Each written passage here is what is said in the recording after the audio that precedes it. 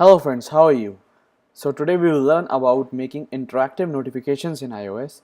So we can make any push notification as well as local notification interactive.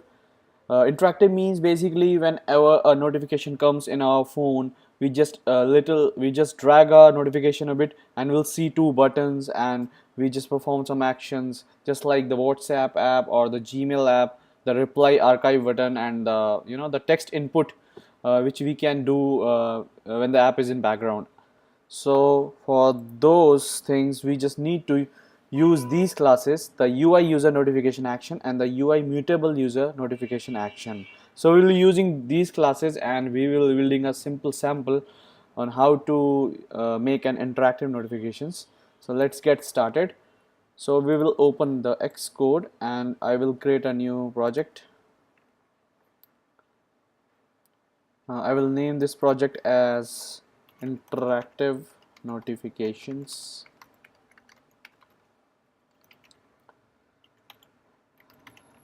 The language is Swift and I will save on desktop.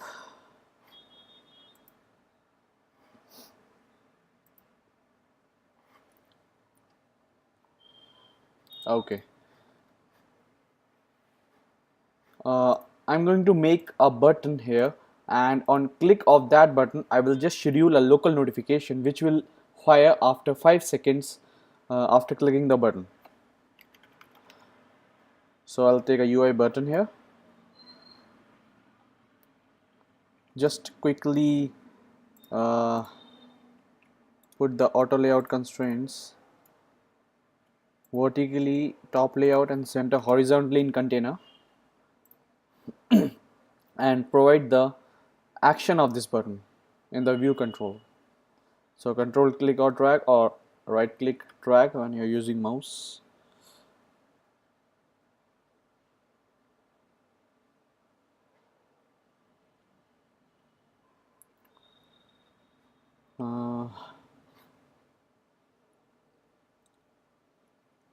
Okay, so here I will make the action of the button. So I just name it local notification button pressed or schedule. Okay, so far so good. Now what we will do, we will write the code here to just schedule our local notification. So the code will be let local notification equals to UI local notification dot alert body. Just write anything which you want to display. I will write local notification is coming, or here is your local notification. Here is your local notification, and local notification dot fire date, and just like I said before, I will just fire this local notification after 5 seconds on click of this button. So time interval since now, and I'll write 5 here. Local notification dot sound name, it will be the default sound name, UI local notification default sound name. Now the most important line, local notification dot category. This category will ensure that we are making the user mutable actions. We are making the user mutable actions according to this category, and we just need to embed the category in the notification settings when we are scheduling the local notification. We are making the app for the local notification. So not only local notification, it's also valid for push notification. So I will write this as invite, or sorry, accept. So this is the category called accept, and we will write according to this. Now I just schedule this local notification. I will fire this local notification schedule local notification, and the name of the notification is local notification. So far so good. Now jump to the app delegate and just write a function here, register for notifications, and I will make my app register to the notifications. So the code for this is as follows. We will make two buttons, one is accept, one is decline. So we have to make two actions. Let accept action equals to UI mutable user notification action accept action dot identifier.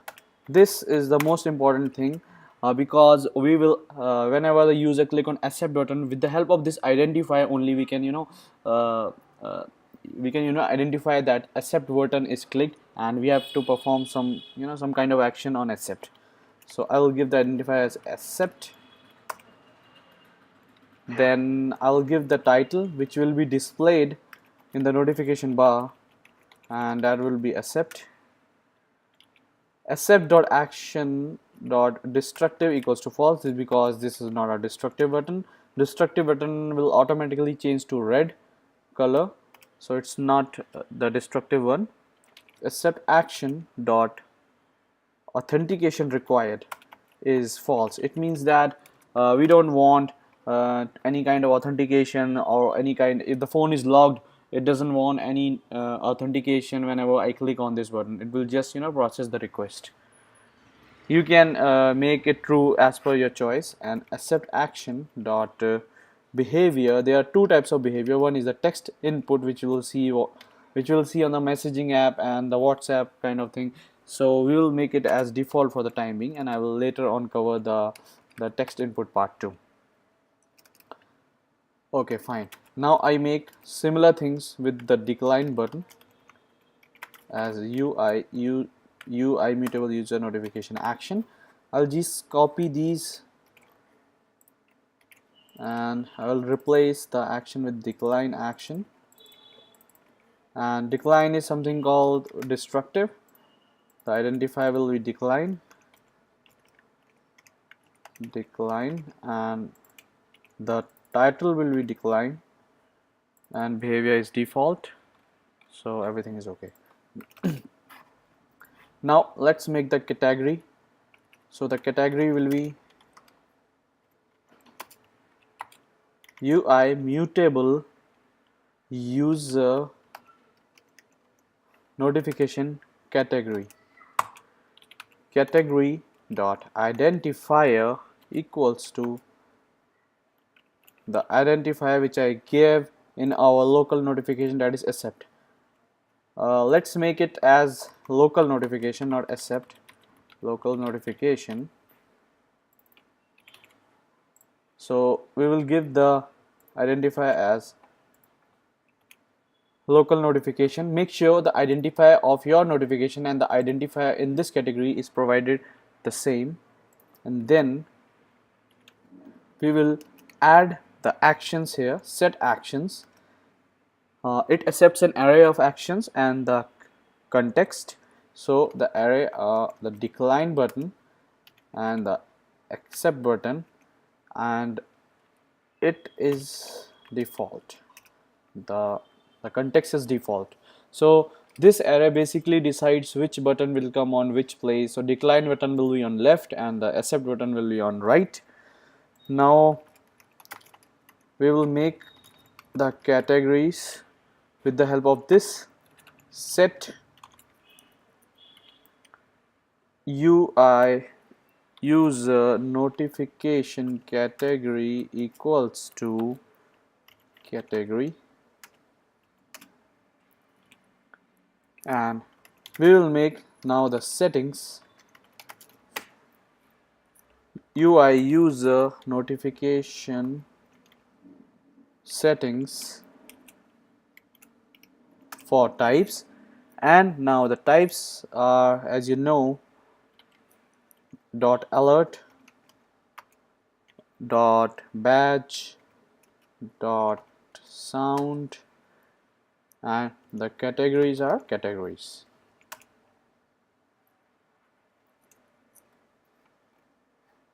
Some problem is there, so I think let's make it simple. Oh, sorry, this is not the equal to sign, this is the colon here. Settings. Now we will use these settings in our UI application, shared application, register user notifications with the following settings, and UI application dot shared application dot register for remote notifications. So this app will register you as for this app will register you with the local notification as well as the push notification.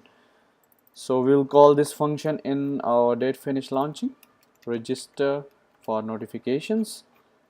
So this code will help to populate with the actions and also with the the dialog, the don't allow, the okay allow the notifications. So let's run this app to see whether everything is fine.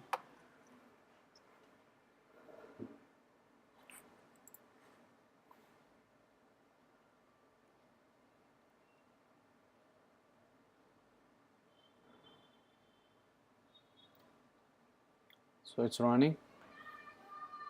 So yeah, it asks for permission. The notification will like to send you the notifications. The notification include alert sounds and icon badges.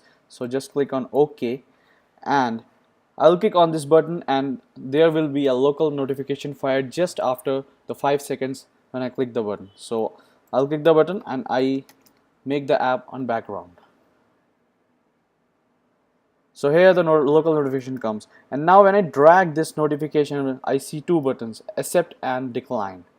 So these buttons are basically meant for the interaction part, where we use the local notification part.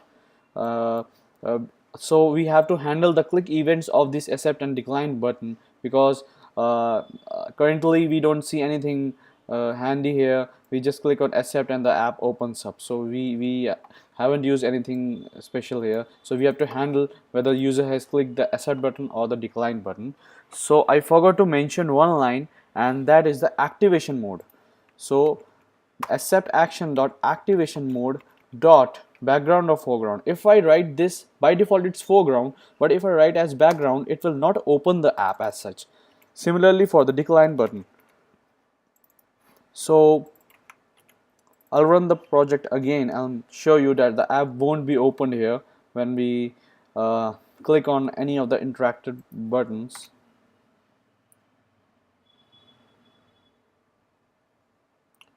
Okay, so accept and decline button. See, the app won't open here because I have just changed the activation mode to background. So in order to do the handling of these notification buttons, we need to write a handler for that, and that handler is handle action with identifier for local notification with response info. Make sure that you are using this method with the response info, because there is one more method for handle action with identifier which I don't prefer, because that method won't take the text input and we don't have any kind of response info. So just use this method.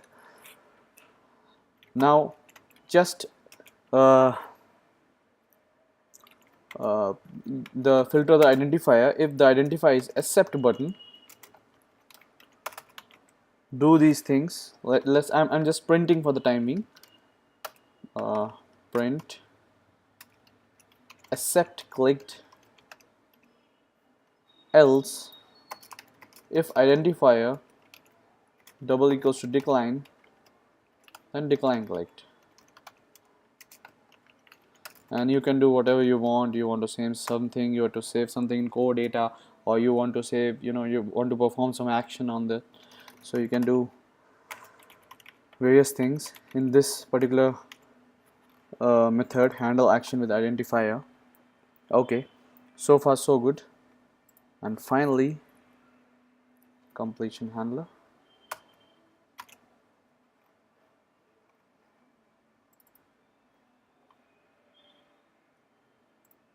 Okay, fine. So now let's run the app again.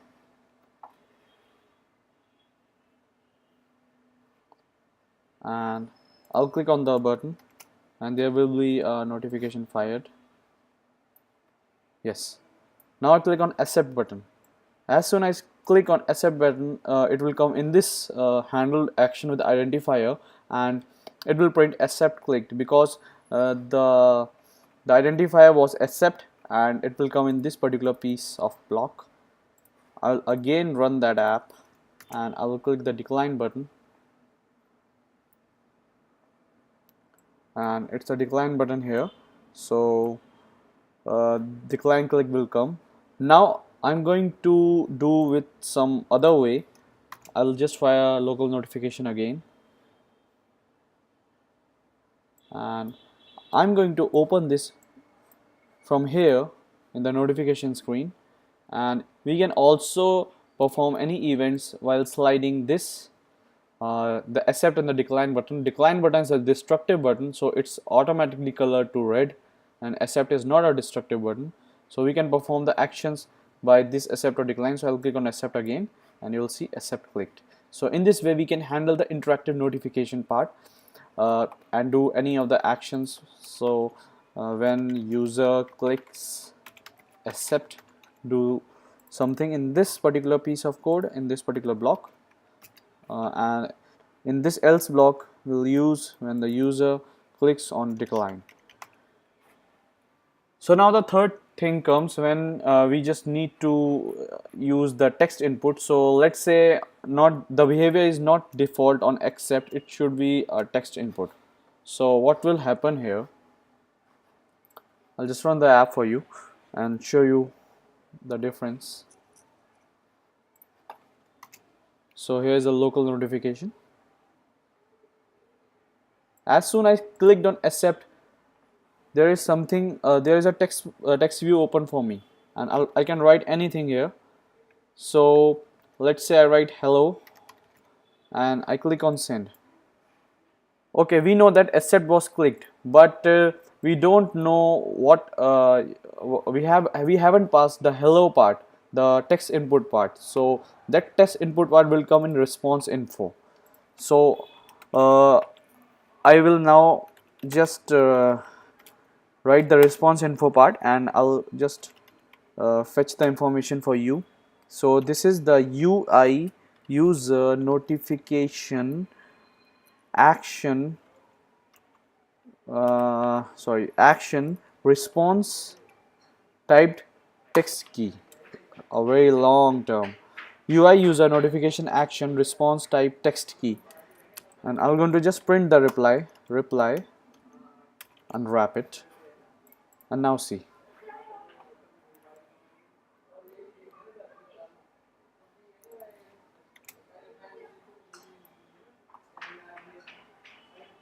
So here the notification arrives. I click on accept. I click on I'll write something hello world, and when I send, it will come in this identifier accept click, and it will just take the information what I have written in the text view, in the text box, and it will just I'll unwrap it, and I've just printed the reply hello world. So you can do whatever you want with this reply. In some of the apps we see that whenever we uh, drag down, we see just a text box, but here I'm seeing two buttons. So in that case, what we have to do, we have to just comment this decline action, and we have to just provide one simple accept action,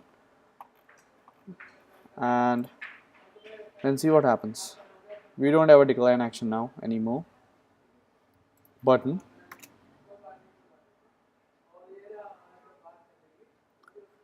As soon as I drag down, there is a text view, and we'll write something like hello Rajan, send.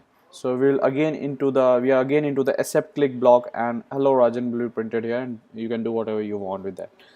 Similarly, we can do with the help of push notifications. So this is the payload for push notification. I've already made a text file for you. So the API structure will be alert, where your alert, the stating that the text of the push notification, the badge if you want, 0, 1, 2.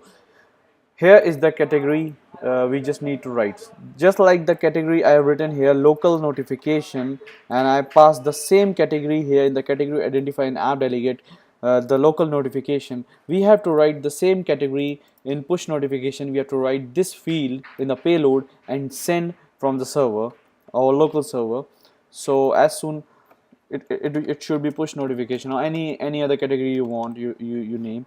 So according to this category, we have to just again make some category set, and we have to add the actions for that particular notification, and we can, so that we can perform those actions and we can handle in this action identifier. So one good thing is when the app is killed also, and there is a notification arrival, then also the code will come in this particular handle action identifier method. So if the app is in background or the app is killed, we are into this block and perform various actions we want. So make sure this is the main the hack, not actually the hack, the main functionality, the category part. Here we have to pass this category here, so that the OS must identify that this particular notification has arrived and we have to perform the actions accordingly. Similarly, in this local notification also I have provided this category part, so that I can handle this notification. If I change this category to, let's say, 1, and I run the app, we haven't registered any kind of notification with we haven't registered any kind of UI user mutable actions with this local notification 1 category, so we won't be getting any kind of action. So we are not getting any kind of action. I'm dragging down and I can't see any action. Even then I just swipe this, slide this from right to left, and I can't see anything. But this is the old notification, and we see here the accept button here. So this is the main thing, the category part, and here we can make the push notifications as interactive as well as our local notifications as interactive. So this is all about making the UI local or push notifications as interactive from the user point of view, and this makes very good user interaction nowadays. So that's all for the tutorial. Thanks for watching.